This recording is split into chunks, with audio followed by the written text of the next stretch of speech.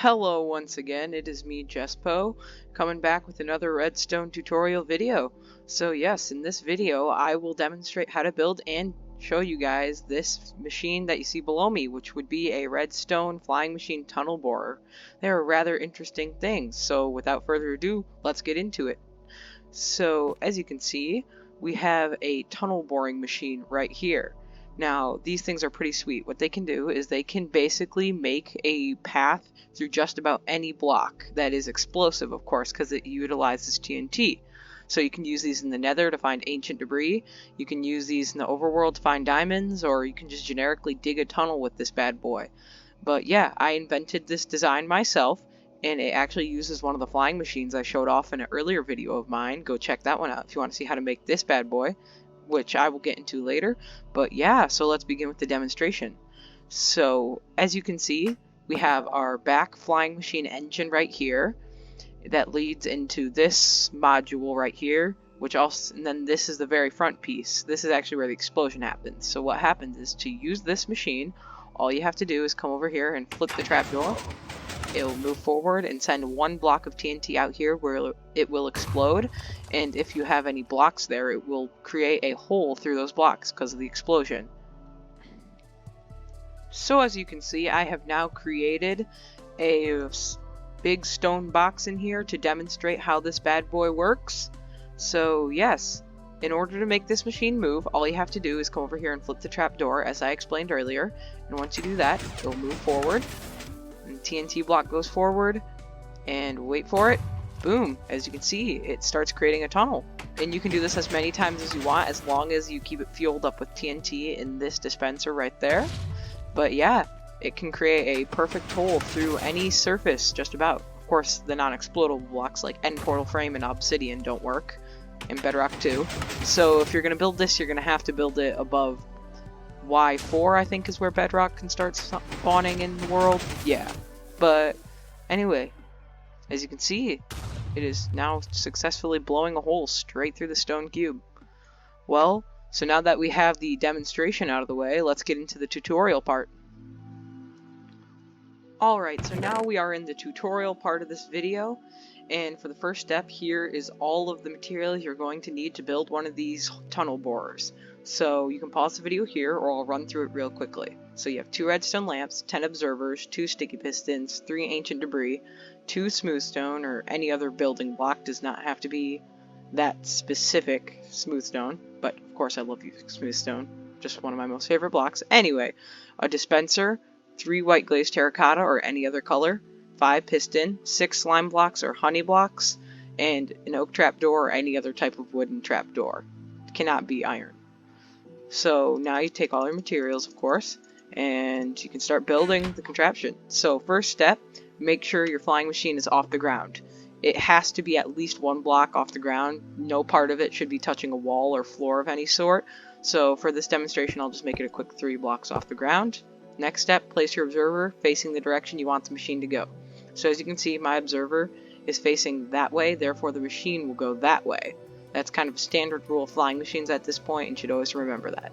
So next, you're going to break all the blocks underneath your observer and place a sticky piston, then a slime block, then come over here, make sure you place a piston facing that direction, then another slime block or honey block if you're opting for that way.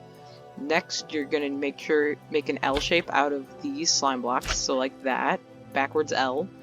And then you come over here, place your observer, make sure it's facing the same way as the first observer you placed, and voila! That is the entire flying machine done. And now you just place your oak trapdoor or whatever other kind of trapdoor. So I did a video on these kinds of flying machines, as I mentioned earlier. You can go back and check that out if you want to. But yeah, it's rather simple. So now we're going to start building up the mechanic that pushes the next module forward. So for that, we're going to need an observer there. Make sure it's facing that direction. And then we are going to have a redstone lamp. One of the 2 redstone lamps will go there. Then another observer and a piston. Now the redstone lamp is there just to make sure that this piston fires twice. The reason for that is sometimes things are glitchy and weird in Bedrock Edition, and this basically just guarantees that it's going to push the whole machine forward. It's a little more complex than that, but yeah. So next, you're going to come take your observer, go out 2 blocks just like that, so it looks like this. There's one block in between there and that observer. And then you're going to want to place a slime block, then another observer, and then you are going to want to come down here and place another observer. So now you have this kind of sideways T shape out of observers and slime block. So then for the bouncing mechanism that you saw earlier, the thing that kind of launches the TNT block, I can't talk. You're going to place a redstone lamp, then another observer, a lot of observers, and then a sticky piston, not a normal one, make sure it's sticky, and then a slime block, and that is what's going to bounce the TNT forward. So next, you have to make the floor that the TNT lands on. So for that, you're going to place a observer, you already have an observer here, so that should be powering that. So a piston, then you're going to want 3 blocks of your terracotta, because terracotta will not stick to that slime block. That's essential, so make sure it is terracotta. And that is the entire floor for the TNT block to land on. That's finished.